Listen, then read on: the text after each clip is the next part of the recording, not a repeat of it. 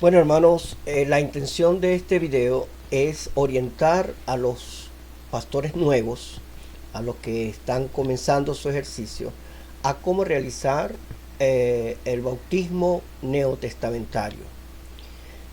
Cuál es su base para que sea válido el bautismo y cuál es el procedimiento de todo esta ceremonia.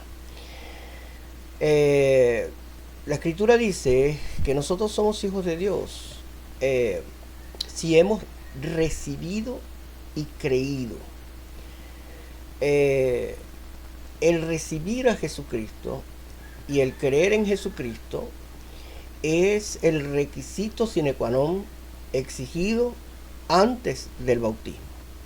No puede bautizarse una persona sin antes haber recibido al Señor Jesucristo. Y dice la Escritura también que el confesar con la boca es para salvación. O sea que es una señal de salvación el confesar con la boca que hemos creído. Por eso es que antes de realizar el bautismo se le hace una pregunta al candidato si ha cumplido ese requisito. Por eso el oficiante del bautismo le dice: has recibido a nuestro Señor Jesucristo como tu único y suficiente Señor y Salvador. En el bautismo tenemos que pedir a la persona que haga esa confesión pública, porque es un requisito en el Nuevo Testamento el hacer público lo que ha sucedido en nuestro corazón. Entonces el oficiante debería, si quiere ser lo más neotestamentario posible, hacer que la persona haga esa confesión pública. Obviamente la persona debe responder afirmativamente. No puede decir allí: no, no lo he recibido. Entonces el acto queda es nulo, de toda nulidad. Por eso es que la respuesta debe ser sí, sí lo he recibido. Fíjese que no debe decir sí lo recibo, porque no lo está recibiendo en ese momento, sino que antes de entrar el agua, a esa agua, ya ha recibido al Señor Jesucristo.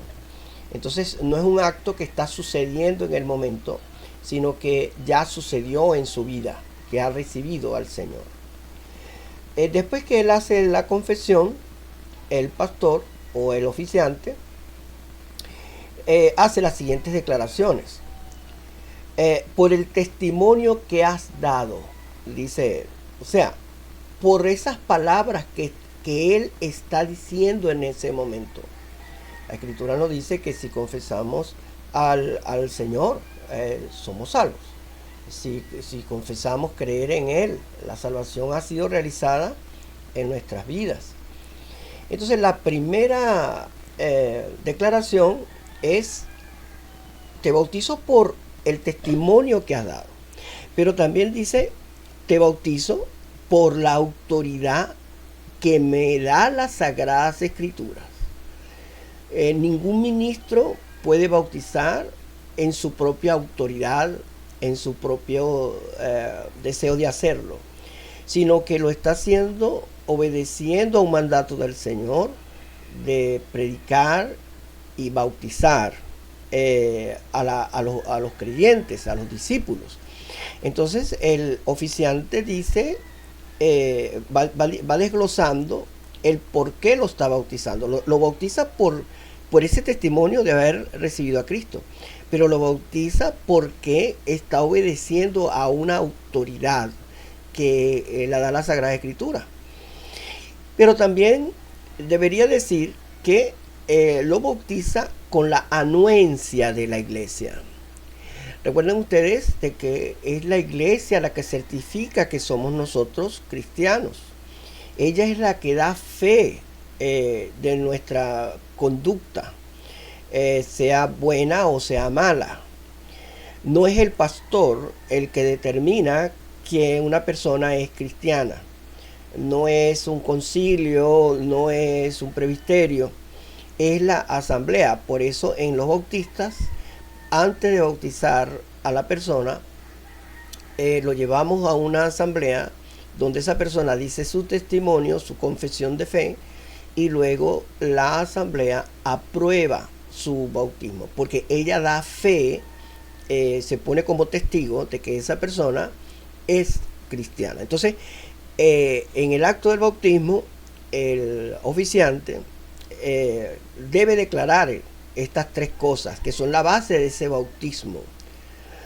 Porque si una persona ha sido bautizada, se bautiza porque creyó en el Señor Jesucristo, pero el que lo está bautizando no está bajo esa obediencia del mandato del Señor, sino que lo está haciendo con otras motivaciones, otros propósitos, o está realizando ese bautismo a su capricho, a su propio criterio, sin tener la aprobación de la iglesia, ese bautismo no es válido, porque no es neotestamentario. Entonces, al decir esta declaración, él anuncia en nombre de quién está realizando el bautismo. Entonces dice, yo te bautizo, ¿verdad?, en el nombre del Padre y del Hijo y del Espíritu Santo, tal cual como lo ordenó el Señor Jesucristo en el Evangelio de Mateo. Entonces es importante que esto es lo que se llama la fórmula del bautismo. En el nombre del Padre y del Hijo y del Espíritu Santo. No se debe decir en el nombre del Padre, del Hijo y del Espíritu Santo. Esa I es importante porque le da independencia a cada uno de los que estamos nombrando.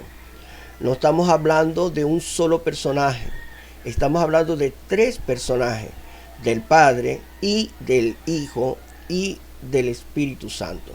Por eso es importante que en la fórmula bautismal se haga lo más neotestamentario posible para que no pierda la esencia de lo que estamos haciendo. Lo estamos haciendo en el nombre de esa autoridad, en la autoridad del Padre, con la autoridad del Hijo y con la autoridad del Espíritu Santo. Luego de anunciar la fórmula, se procede a sumergir al candidato.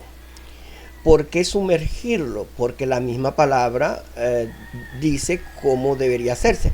Bautismo o bautizar, baptizen, es sumergir, meter dentro de, en este caso, del agua, que en nuestro caso representa la tumba, representa la fosa donde se deposita un cadáver.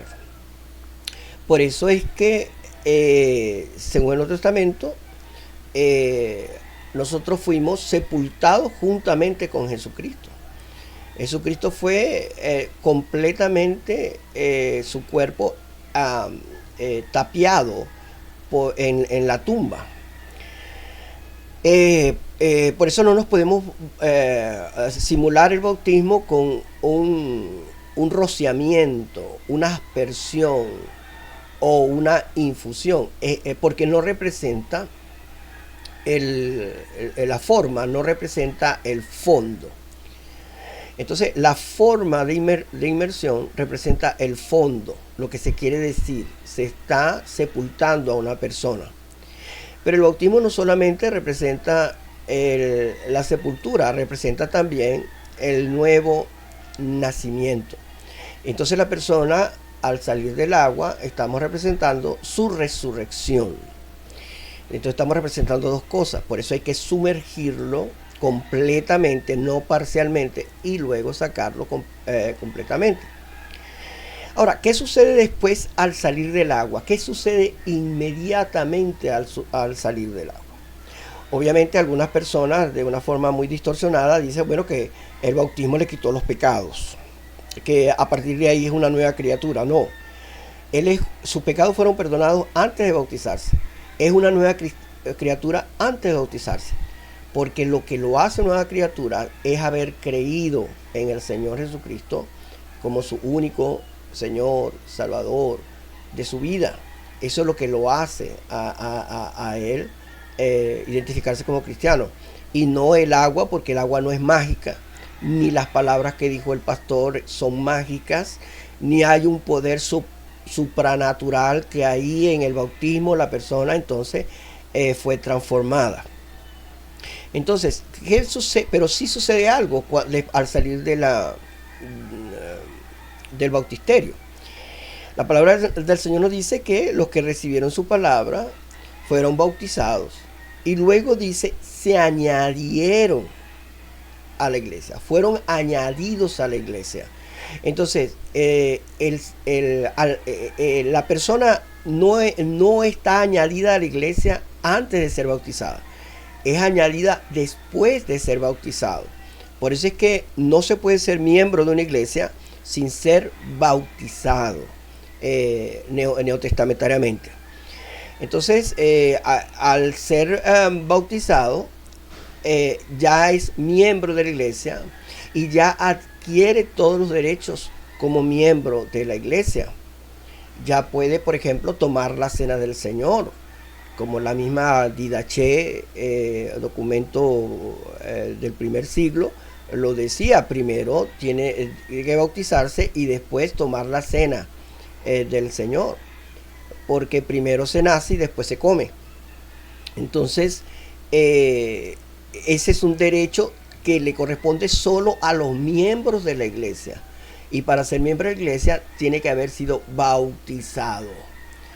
Esto, por supuesto, desde el punto de vista bautista, porque si lo vemos en otras denominaciones, le dan la cena del Señor a personas que no son bautizadas, simplemente porque son creyentes.